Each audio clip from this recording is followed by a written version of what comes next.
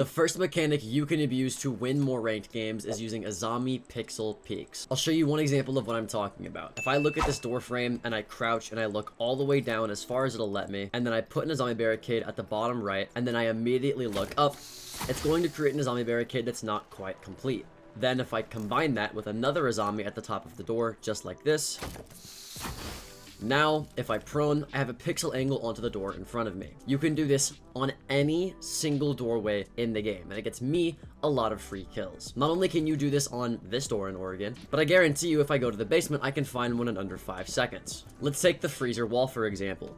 Usually you'll reinforce either the left or right side of the wall, and then people would put head holes next to that. What you can easily do with this Azami pixel peak is put a barrier at the bottom of this wall just like this. Again, as far right as it'll allow you to go and as far down as it'll allow you to go while you're crouched. And then once you throw it, immediately look up. Your gun will block the barrier. And then put your next one slightly above this red line on the reinforcement just like this. And then from here, you can just blow out this part of the soft wall, and now I have an angle on the freezer that they're never going to expect. You can abuse this on any single door frame, wall, window, whatever it may be. This is such an abusable mechanic that I see almost nobody using, and it gets me at least 1 free kill every single solo queue game that I play. Now that was just 1 out of 8 siege mechanics that you can be abusing in your ranked games to get more free wins. The second of which is this tip for breaking a barricade a little bit faster than you may be doing right now. So as many of you know, when you normally try to take a barricade down, it takes 3 melees. 1, 2, 3, and now it's broken. That's how breaking barricades works. You're also able to shoot barricades down, and depending on the caliber of bullet, the bullets will usually vary, but it takes anywhere from 7 to like 20 bullets to take down a barricade, but you can still shoot down barricades. A lot of people don't realize that you can actually combine these 2 methods to destroy a barricade very quickly. Let's take this door for example. Instead of me trying to melee it 3 times, there's a way that I can melee it only once, shoot 2 bullets into the barricade, and then break it completely by vaulting through it. So when I try to break the barricade just like this, I can't vault through it, right? I have to melee it twice in order to vault through it and actually break it. But you can trick the game into being able to only have to break it once and shooting a couple extra bullets into it, and then being able to run through it. So instead of having to sit and melee the barricade 3 different times or shoot an entire mag into the barricade, all you have to do is go up to a barricade and melee it once, put some bullets into it, and then hop through. It's very, very easy. Sometimes it's a bit inconsistent, like right there it took me a few extra bullets than it normally does, but if you want to be able to get it the most consistently, I recommend walking up to the barricade, and then as you're meleeing, and as the knife hits the barricade, you start backing up just like this. That way it gets 3 layers of barricade instead of just 2. And then if you just literally shoot it twice right here, you can vault through it. So all put together and as fast as possible, this is what it looks like. That's the fastest way you can break a barricade in the game, hands down. So if you're ever rushing, abusing that mechanic can actually save you a lot of time and make you a lot quicker and give your enemies the least amount of time to react to you breaking that barricade as possible. Speaking of mechanics that you can abuse on barricades, I want to take you to this window tech that you can use to get a lot of free kills. So let's say I'm attacking and the bomb site is on the top floor of Oregon, right? Literally all you have to do to get a free kill is shoot the window in exactly the same place twice. So if I look at this window and I shoot the barricade once, I let my crosshair completely reset, and then I shoot it a second time, it's going to not break the glass, but it is going to break a sliver of the barricade. This is going to allow you to rappel onto the window, and because there's still glass, it is a completely silent rappel to anybody on the other side. They can't hear you rappelling, but because it's just glass in the way and you still broke the barricade, you can easily see them and they can't hear you. This allows you to just sit and kind of mailbox on a window and get a free kill on the idiot who didn't hear you on the window in the first place. So if you ever want to be able to get on a window without them knowing, all you have to do is shoot the window twice in the exact same spot, and the glass won't break, but the barricade will, allowing you to get some free kills. Now, if you're watching this video, chances are you were watching to see if I had any like movement mechanics or aim mechanics that you can use in your ranked games. You probably weren't here for me to talk about just breaking barricades in funny ways, so I'm going to actually give you some movement tech in this video that I'm sure you were looking for. The first thing I want to go over is something called Hashome peeking. Now, Hashome peeking is something that's known by a lot of people, but most people don't really know how to do it. So let's say, for example, that somebody is behind this bar, a defender, and they're ADSing my door, and they're trying to kill me because they know that I'm on the door. There are a lot of ways that I could quick peek or quick lean to get the information that that guy's there, and then kill him after I peek. But by far, the most effective way to do this is Hashone peeking. What is Hashone peeking? Hashone peeking is leaning and proning while you lean, and then unproning as you go back up.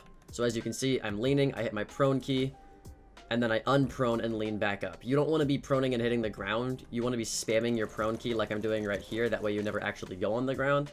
But the reason this is so effective is because if I'm leaning and proning and unleaning, for some reason, from the defender's perspective, as he's looking at me, he's only actually able to see my elbow peeking. He's not able to see my head if you're doing it correctly. Whereas if I were strafing, or if I were quick leaning, or if I were Shiko peeking, he'd be able to see my head and my elbow. Hashone peeking makes it to where he can see the least amount of you, but you can still get all the information that you actually want. If it's a long angle, like if we're talking about Hashone peeking from this bar all the way down to kitchen, you're not ADS'd with an ACOG, so it's going to be harder for you to see anything, especially if your graphics are low. So you really only want to do this with like medium to close range gunfights. But if you learn how to Hashone peek, it's actually the best way you can lean into gunfights without getting seen, or at least have the smallest amount of you being seen by the enemy.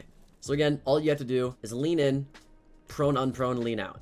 Lean in, prone, unprone, lean out. That's literally all you have to do. You can also try leaning the other direction as you're doing it, or just like unleaning when you go back up. But other than that, it's pretty easy to do. Now, if that was too advanced for you, I understand. Even I have trouble doing this on rare occasions sometimes. But there is a lean that I can teach you that's a lot easier to do for my average player. And that is simply quick leaning. Most people are quick leaning incorrectly, so I'm going to teach you the correct way to quick lean so you can actually start winning more gunfights. The mistake that I see a lot of people making is that, one, they're quick leaning too often. You don't have to quick lean every single angle in order to be able to get free kills. You just don't have to. All it's going to do is make you make more noise, and it's going to throw your aim off. I mean, think about it. If you're trying to hit somebody that's like, let's say on that door frame right there, and you're quick leaning like this, it's going to be a lot harder for you to hit their head than if you were to just lean and just aim at them and shoot them, right? The more you move, the harder it is to aim. That's just a fact. So first of all, you have to learn when to quick lean. The only time you ever really want to be quick leaning is if you don't have information on somebody. A great example is if I'm on this reinforcement and I'm quick peeking the hookah balcony for information, right? I know somebody is probably playing Cali or Glaz and sitting on the staircase or sitting in ruins all the way out there. It would be a mistake if they have a one-shot sniper to my head to just like wide swing it and hope I have the reaction time and the aim to just flick to their noggin. That just does not make sense. Don't do that. What would make sense if I don't know where they are is to quick peek it and then hope to God that in my quick peek, I'm able to see where their head is so that when I go to re-peek it, I don't have to worry about flicking over an entire screen or have to worry about my reaction time not being on point because I don't know where they are. Because I quick peeked and I saw them, I know where they are, I know where to put my crosshairs, and all I have to do is pre-fire, and you'll get the kill most of the time. Because of how Peeker's advantage and latency works, if you're pre-firing and you know where someone's head is, they're not going to have the reaction time to shoot you back, and you're going to kill them. So the only time you really want to be quick peeking is if you are trying to get information on somebody, and then you want to go and pre-fire them afterward. Most of the time on defense as well, you have default cameras, or you have callouts, or some sort of piece of information that you can use, so you don't need to quick lean ever. It's much more of a thing that you need to do if you're attacking and you're trying to clear angles because you don't have drones. But it's still something you should be abusing nonetheless if you have somebody like I said,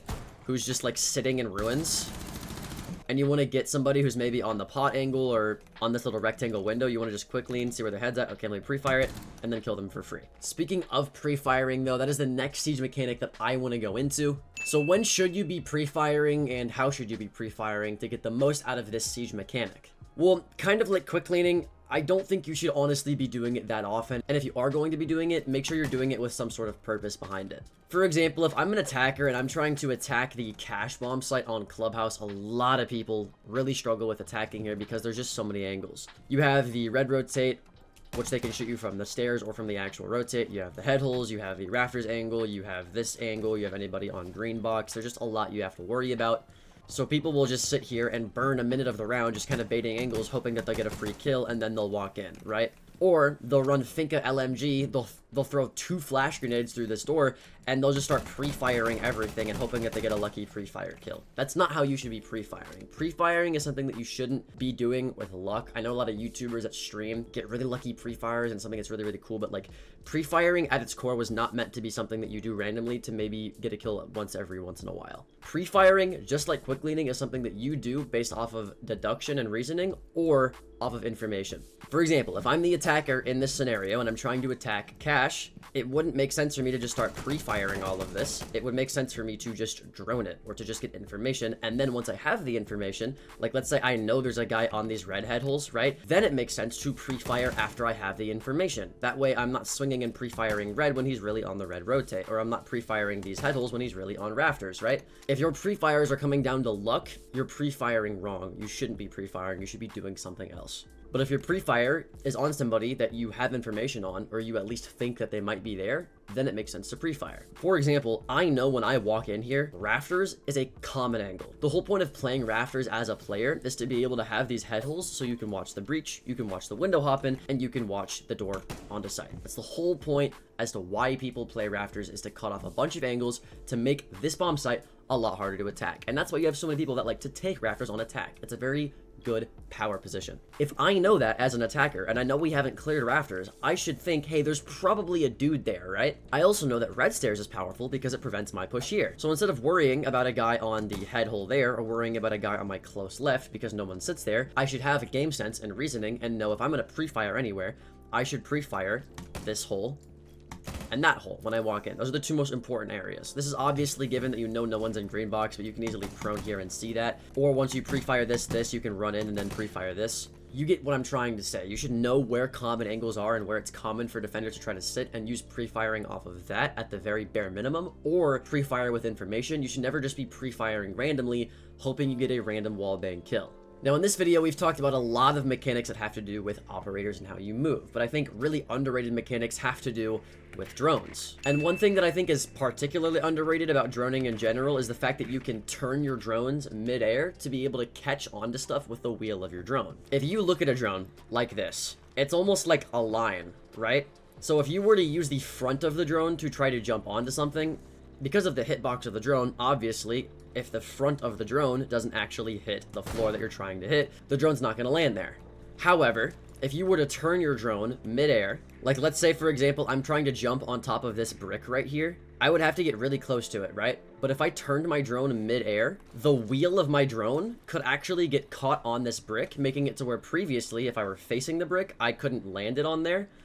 But if I turn my drone mid-air, my wheel will get caught on the brick, allowing me to land there. I know it sounds really complicated, but I'm going to break it down in a way that actually makes sense so you know what I'm talking about. So let's take this drone for example. It's really common for drones to try to get on top of this white van. You jump on top of the hood.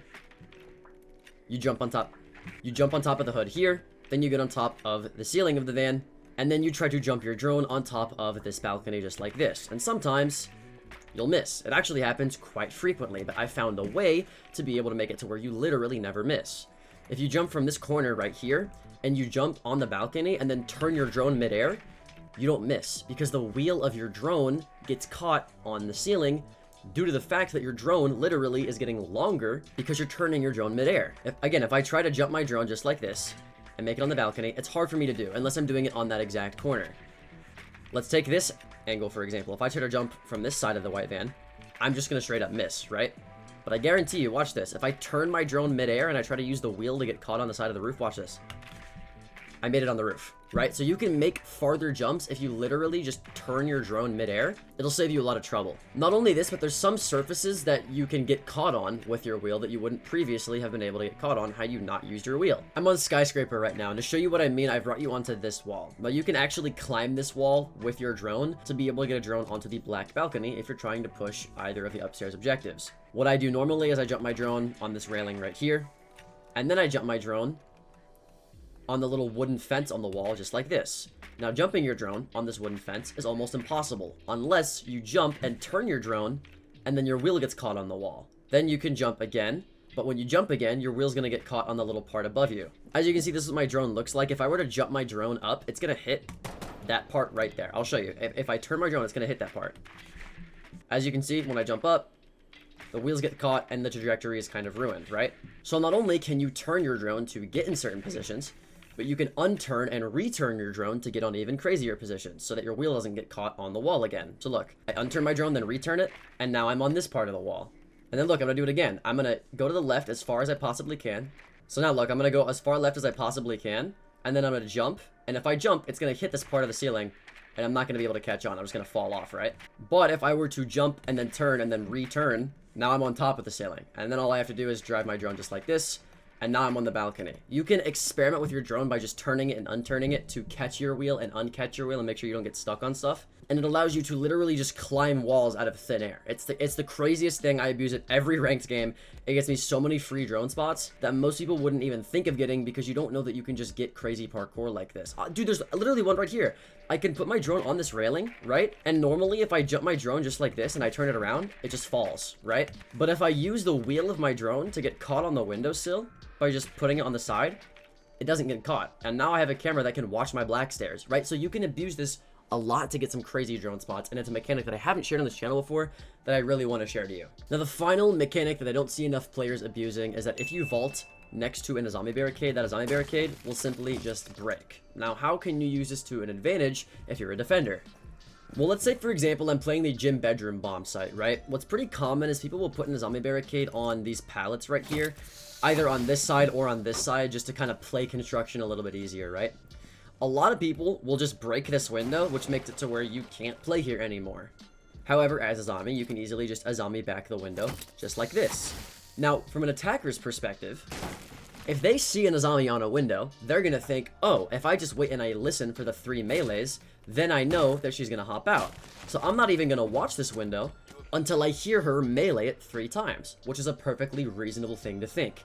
However, if you want to make it to where you surprise them, you don't have to melee it 3 times. You can easily just drop off of this table next to the zombie, allowing it to break, and then you can run out for free. And no one either has the reaction time for that or is going to expect that to happen, because like I said, everyone is expecting you to melee it 3 times before you hop out, which means if they hear the zombie barricade break immediately, even if they do react to it, which they're not going to because I've done it a million times, but even if they do react to it, they're not even going to have the time to be able to look at you before you're already having to kill them. So if you can find anywhere on a map where there's a vault location next to a window, as a zombie, you can use that to get the freest kills of your life. I promise you, I've done this in ranked games. It does work even at the highest level. But with that out of the way, that is it for today's video. I stream every single day on Twitch, and check out this next YouTube video on your screen.